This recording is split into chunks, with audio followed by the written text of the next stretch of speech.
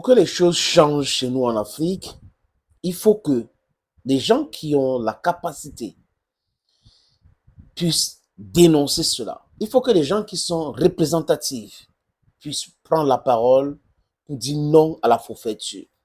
C'est comme ça que l'Afrique va se développer. Parce que sinon, nous allons continuer avec les mêmes méthodes qui nous maintiennent dans l'abîme, les mêmes méthodes qui nous maintiennent dans la souffrance, dans l'injustice. On ne peut pas se développer dans l'injustice, dans l'illégalité. Ce n'est pas possible.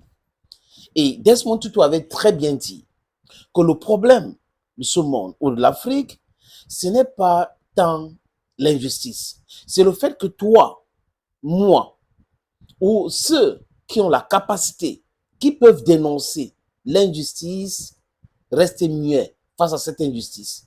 Ça fait prospérer cela et vous qui ne dénoncez pas l'injustice, vous êtes des complices. Et que pour l'Afrique, les amis, pour que nous puissions nous développer, il faut dénoncer tous les accords coloniaux que De Gaulle a fait signer avec, vous comprenez très bien, à la tête de certains dirigeants qui ne maîtrisaient pas grand-chose dans l'économie, dans le fonctionnement de la monnaie. Au Togo, par exemple, M. Olympio a été éliminé parce qu'il avait pensé créer une monnaie pour le Togo.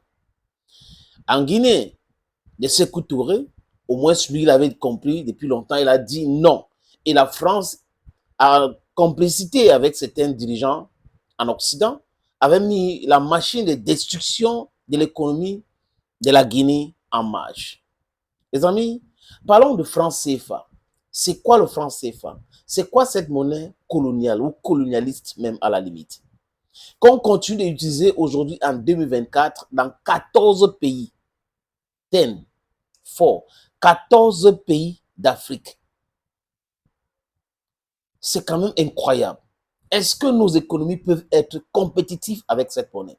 Quand vous écoutez Alassane Dramane Ouattara soutenir cette monnaie, vous comprenez qu'il a fait l'économie à l'époque coloniale et il ne se rend pas compte que les choses ont évolué.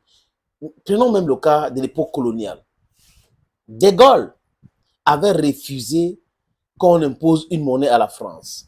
De Gaulle avait refusé les bases militaires américaines à la France. Mais c'est le même De Gaulle qui a refusé qu'on lui impose une monnaie. Il voulait l'indépendance monétaire de la France, qui a imposé une monnaie coloniale, une monnaie stupide, une monnaie illégale aux colonies africaines. Donc 14 sont en train de l'utiliser. Et pour montrer la mauvaise foi des élites françaises et de la France en ce qui concerne cette monnaie, on a une monnaie pour 14 pays dans 2 régions d'Afrique, Afrique centrale, Afrique de l'Ouest.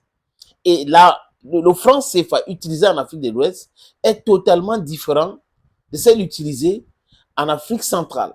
Donc, vous qui avez les billets de banque de franc CFA en Afrique centrale, vous ne pouvez pas les échanger ou l'utiliser comme ça, pas échanger, utiliser comme ça en Afrique de l'Ouest.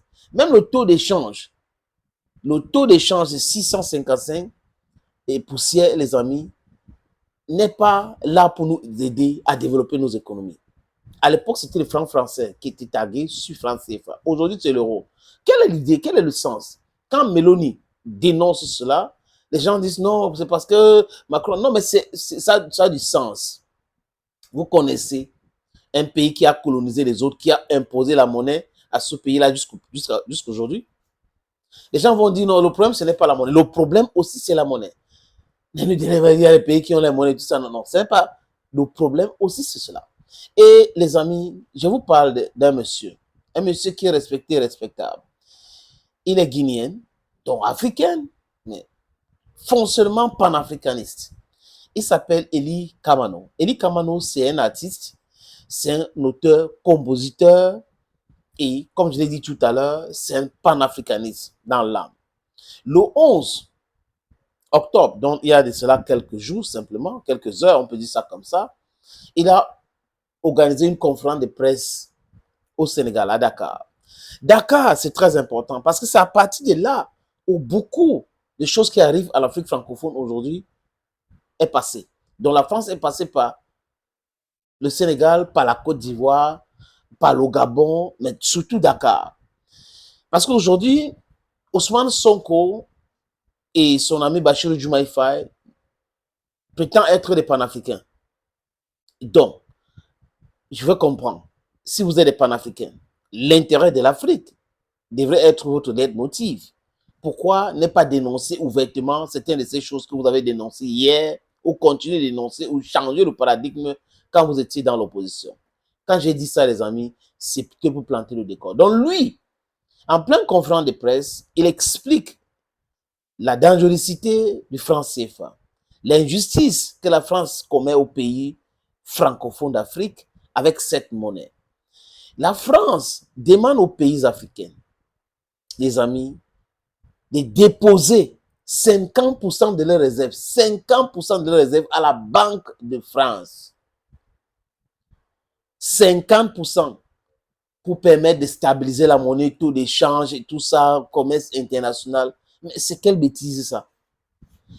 Donc on va acheter la machine à coudre. On doit passer par la France. On veut faire ceci, il faut passer par la France. C'est pour cette raison qu'il faut mettre un terme à cette injustice.